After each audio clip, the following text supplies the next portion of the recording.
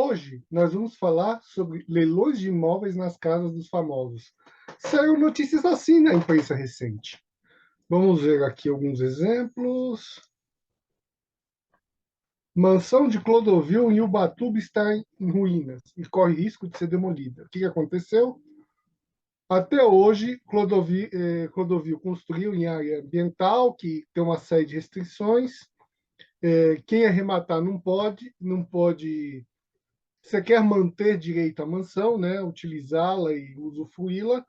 E aí você tem leilão sobre leilão, mesmo o Clodovil já tendo falecido aí há vários anos, né? Questão da mansão do Clodovil.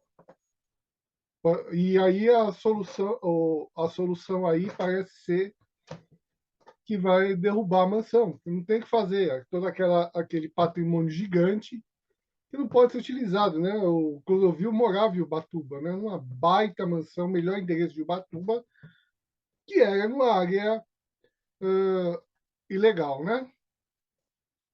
E outro exemplo aqui, né? A mansão do bicheiro, né? O famoso bicheiro Ivo Nual. O que aconteceu com o Ivo Nual? Ele tinha dívidas aí com pensão alimentícia, né? Dívidas com pensão alimentícia, você pode perder o imóvel, tá? É uma exceção aí à impenhorabilidade. Mansão do Ivo Noal terá novo leilão, né? Tinha a primeira praça, segunda praça, 40%. Foi aplicado aqui o limite. No Código de Processo Civil, no segundo leilão, você pode ter até 50%, tá? Aqui foi feito 40%, tá? Ou seja, mesmo as melhores casas do país, mesmo as pessoas famosas, mesmo os grandes granfinos, não conseguem vender, não conseguem arrematar, não conseguem vender suas casas. Por que essa disfunção? O que está acontecendo? Roda a vinheta.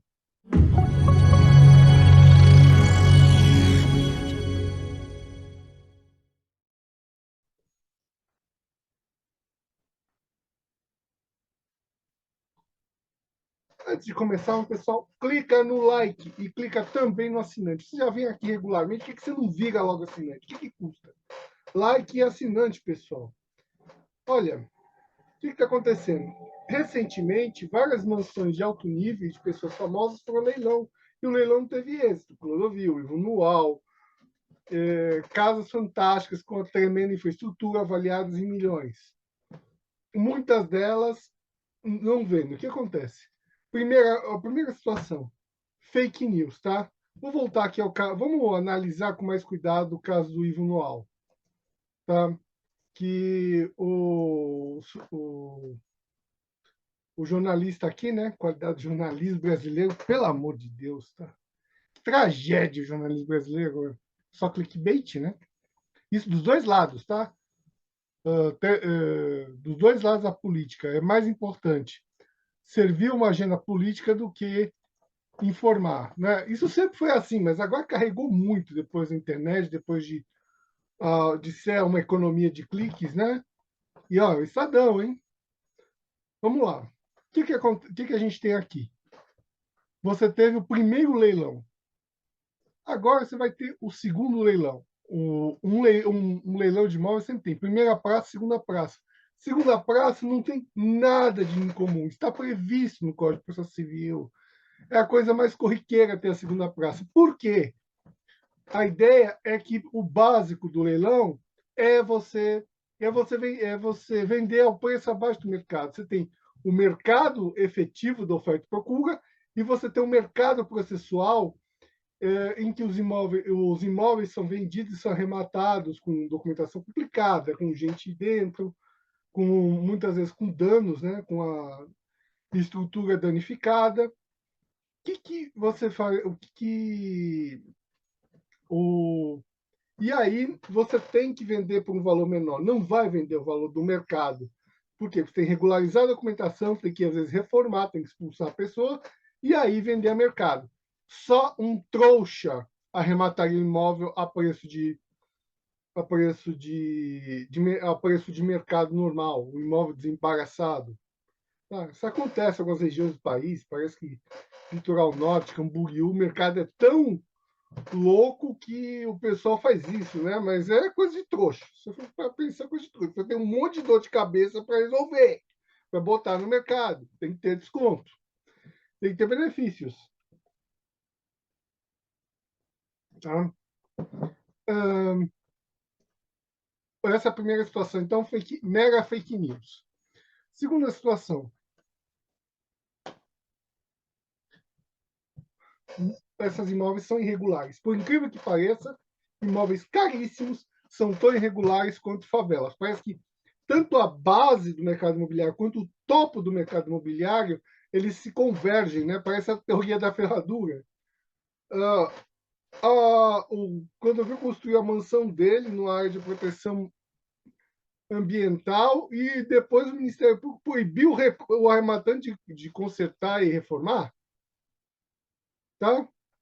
Que absurdo é esse? Outro exemplo clássico são as mansões de Angra dos Reis, né? Ali não existe imóvel com matrícula, tá? É tudo terra federal. Aí o pessoal cede só direitos possessórios, não cede propriedade, não está matrícula registrada em registro de imóveis. Por quê? Porque são bens públicos, né?